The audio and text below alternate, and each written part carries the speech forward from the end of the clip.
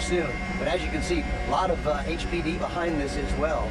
We're going to keep up with it here and see what happens. Fairbanks North Houston is our current cross street here. Saw a puff of smoke out there, maybe losing that tire. Don't know the extent of the damage, don't know why the car was, first of all, trying to flee police, but obviously a police chase down out here on the northwest part of Harris County in Houston, out on 290. And go ahead, I'm sorry, you had some questions? No, I was just looking at the video. It looks like the car is down to the rim and now currently slowing down. You can see, like you said, it's about to come to an end. Yeah, they're going to stop all the traffic out here on the freeway. We're going to keep everybody. Fairbanks North Houston, Mike? Okay. Yeah, just to the north of Fairbanks North Houston out here on 290 as the car slows. And this is always a dangerous situation because you don't know why the driver was fleeing police, and you don't know whether that driver may have a gun, so this may wind up in some sort of standoff. We'll just have to wait and see. Now you can see the damage on the front of the car as well. Again, that left rear tire is gone off of the left rear of that sedan. It is a continuing situation out here. Police are going to stop all the traffic on the freeway.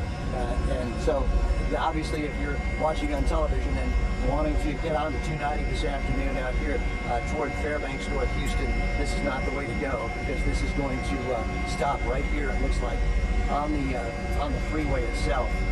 The car is obviously over on the shoulder, but all of the lanes are being blocked by HPD right now. We're going to see how this plays out as we continue to wait the results of this. Certainly they're not going to get out and try to run. The door is open, as you can see. Oh, yeah, and you have to be really careful with these type of situations, of course, as you were mentioning, Don. And you can see police have to stay back as far as they can, but just close enough because you don't know if this person has a weapon, and it looks like he has, or could be she, has a passenger as well.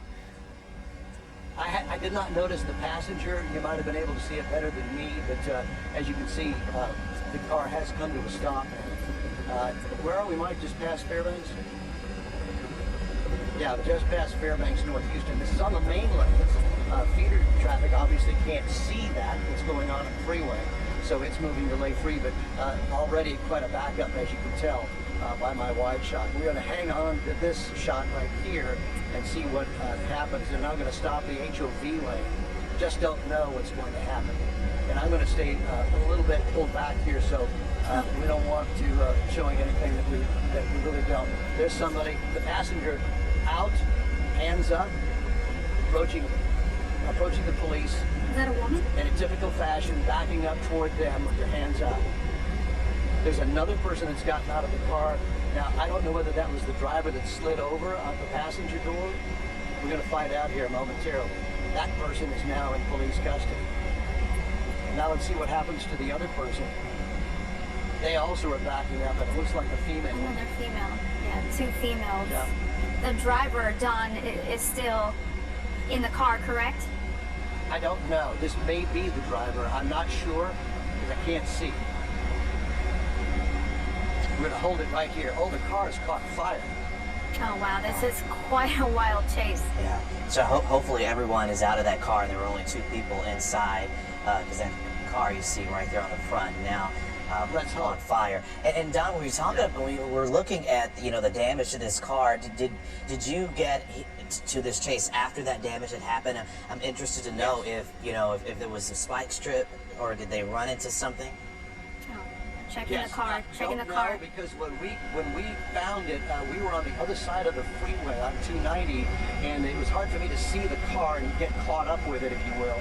So once it got onto the freeway, we were able to see it, and the damage had already been done. So I don't know whether that damage occurred in a parking lot or with another car. Not quite sure. But it appears as though police did check inside that car, opened both the doors, found that no one else is in the car. And so the two people that were in it are now under arrest and in police custody. So the chase is over with.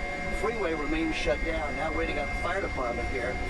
It's going to take a while for them to get here because Yeah. We just heard from the police that the vehicle is clear. My pilot, Mike Silman, up here with me this afternoon, calling the play-by-play with HPD up here.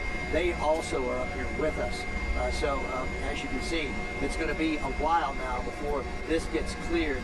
The fire department's going to have a little trouble getting to the fire because the freeway is shut down. As you can see, it'll pull out here, give you an idea.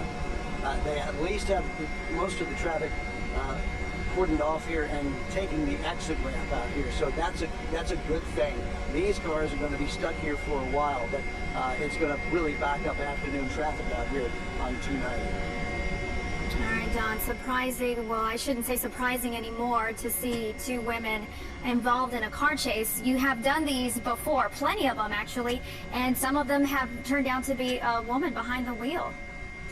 That's right, and many times they will signal their intentions on the freeway with the turn signal. They're going to move over the lanes and obey the speed limit and that sort of thing, and that usually tips us off that it generally, in this case, would be a woman. Did not see that in this particular chase, and luckily this one has ended here. Clearly, it was very difficult to steer the car without any rubber on that left rear tire. And Don, we know that this is going to cause a major backup. You see the people getting there off of the side there, that exit, but those folks stopped immediately where this scene is happening. At any point, you'll want to use I-10 to get out west or 249. Lisa, thank you so much. And of course, we are digging into this, making phone calls to HPD to try to figure out how all of this started. All we know at this point is that it started in the 4300 block of Roslyn Road at West 43rd, about 4:10, and then it ended into this, what you see here. Two people in custody, which we believe may possibly be women from what we could see from Sky Eye. But now this vehicle is on fire, and we're just waiting to see what details come out of this, Chauncey. All right, we want to go back up now to Don Armstrong, who got on this just after 4:10. Don?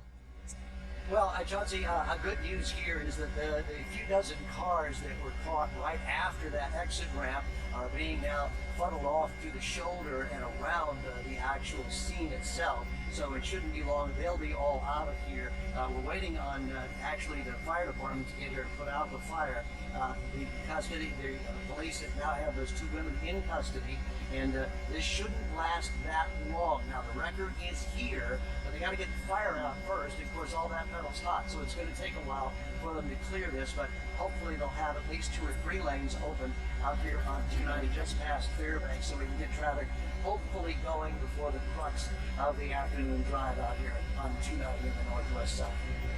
And if we could recap for folks, Don, that are just joining us now, when we started following you guys, as you were following this chase happening in Northwest Houston, we saw that the left rear tire was busted and came down to the rim. You sort of describe for us what we saw from the beginning? Yeah, exactly. That car actually received damage before we got to it. Now, we caught up at it with it in a parking lot, coming out of a parking lot under the 290 feeder and headed northbound or outbound on 290 down there near 34th. That damage had already been done. The tire was flat on the left rear. And as we proceeded out here toward Fairbanks, that left rear tire actually came off of the rim. So the car was on the rim at the time. And there was also damage